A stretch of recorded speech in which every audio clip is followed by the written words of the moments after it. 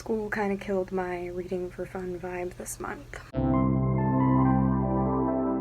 Hi everyone, my name is Maddie and welcome back to my channel, or thanks for joining us if you're new here. Today I'm going to be wrapping up everything that I read in March, which I think is only 7 books, which isn't bad because I'm still like on track for my Goodreads goal for this year, which is to read 100 books, which averages out to about 2 books a week. But I didn't get a lot of reading done just for myself this month.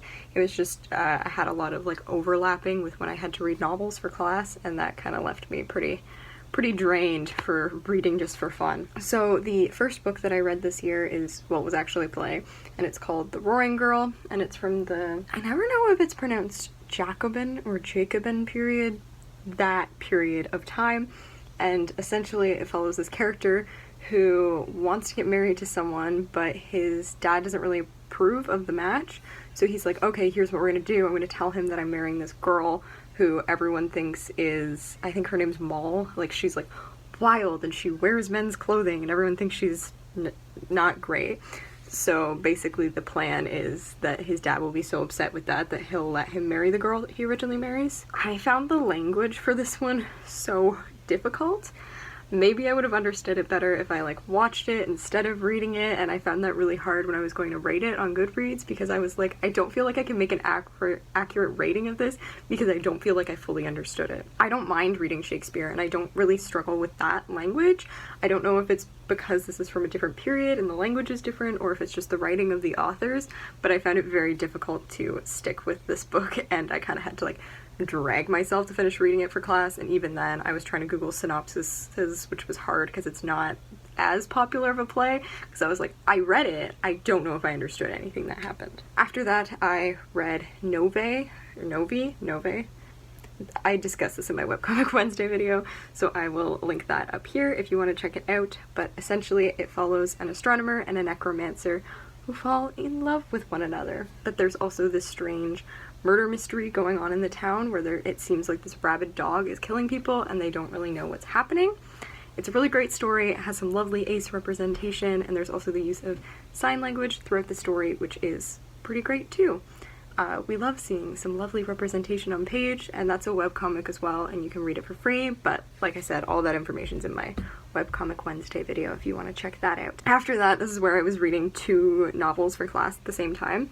I think the most books I had on my Goodreads at one time this month was 7. So yeah, it's a little hard to be reading 7 different things at once. It gets a little exhausting. But the first one that I read was Orlando by Virginia Woolf, and I wanted to love this book. I actually asked for books by Virginia Woolf and Sylvia Plath for Christmas this year.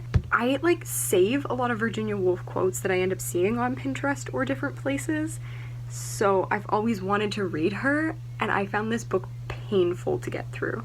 Essentially it follows Orlando, who is born a man, and then he kind of lives throughout time. There's this kind of time travel that happens, but when he's 30 he just like turns into a woman, and then navigating the world from that different perspective. So it's meant to be kind of this like mock biography thing, but it just felt so tedious to me. I wasn't invested in the story. I didn't care about what was happening. It felt like there was paragraphs that were just rambling about something that wasn't really relevant to what was going on, and I got really frustrated and exhausting, and believe me, I wanted to like it, but I just couldn't, and it was a struggle for me to pull myself across the finish line in order to finish this book.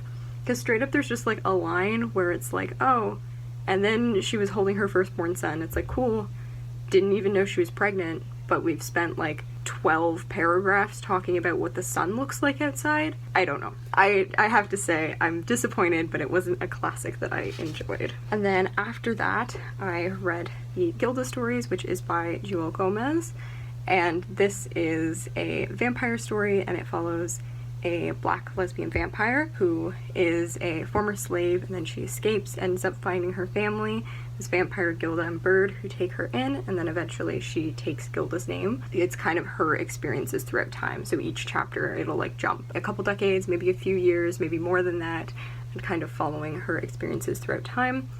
It's a really great vampire novel. I actually really liked it, though I did have a few qualms with the ending. I think it's really interesting because it's a story about vampires from the vampire's perspective. I just read Dracula the month before, and Dracula is so absent from that book despite the fact that it's named after him. So it was really interesting to read a version of a vampire story that sees them as the protagonist and as people that are giving something to those that they're taking the blood from, and not really someone that they're fighting against. Like, they're not really these evil, vile creatures. And also just look at like a more, I guess, pragmatic or realistic view of what does it mean to live forever. Like, who do you need around you in order for that to happen and to still continue to have a happy and successful life. After that, I did manage to read at least one book for myself, and that was The Devil in the Dark Water by Stuart Turton. And this book is like a mystery on the high seas. It takes place in, I believe it's 1634, on this massive ship, and we follow Arndt, who is the bodyguard of Samuel Pepys, who's kind of like the Sherlock Holmes types character.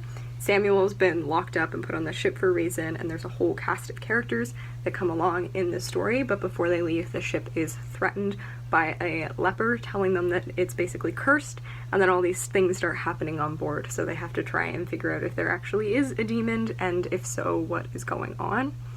I loved this book. It was really good. I'm a little bit upset with the way that the mystery wrapped up, and I think that was just because it was built up so much that I expected there to be more of a twist at the ending, and it felt a little bit like a cop-out to me. But one of the things that he does an amazing job with in this book is his characters. He really does a good job of building up this cast of characters, and there was never a point when they were mentioning someone's name that I was like, I don't know who that is.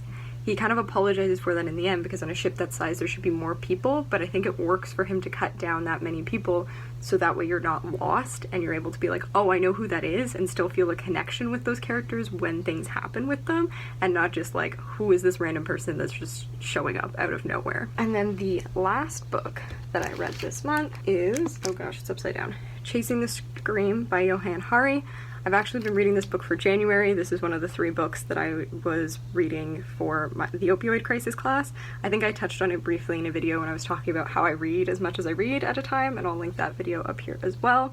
But yes, so essentially this is a British journalist, and he decides that he's going to map out the war on drugs, the impact that it had, and how kind of the war on drugs that started in the US has made its way to the UK and around the globe, and has essentially affected the way that everyone views drugs and the stigma around it. I would really recommend reading it. It does an amazing job of really giving a human view to this. It's very much told in, I guess, like a narrative prose, I would say. Like, as much as he's having these interviews with people, he's also telling it like a story, which makes it very easy to like digest, and it doesn't feel like reading a textbook in any way.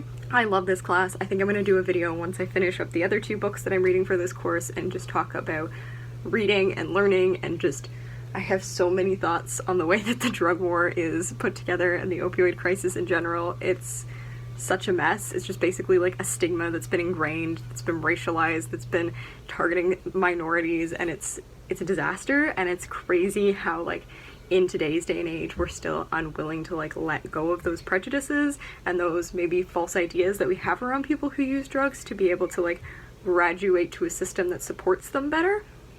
But I'm going to stop it there before I get in a full-on lecture mode, and I'm going to wrap up for this month. So yeah, that's everything that I read in March. I've noticed my videos are getting shorter. I don't know if that's like I'm getting more succinct at saying what I want to say and not rambling for a really long time, or if there's something else that I'm missing. If you guys like the shorter videos, please let me know. I think sometimes they're a little bit more digestible than sitting down to watch a 25-minute video. At least I know that's the way it works with the way my life is right now with exams. But once I'm done my exams, I still have to be here for work, and I'm not really going to have much to do, so I'm really hoping to get a lot of reading done in April. And I do also want to try and get to the Shadow and Bone trilogy, duology, whatever it is, before the Netflix show comes out. Maybe I'll put together a TBR for April video. I'm not sure. I never really end up following TBRs, so I don't do those videos a lot, but if you'd like to see it, let me know.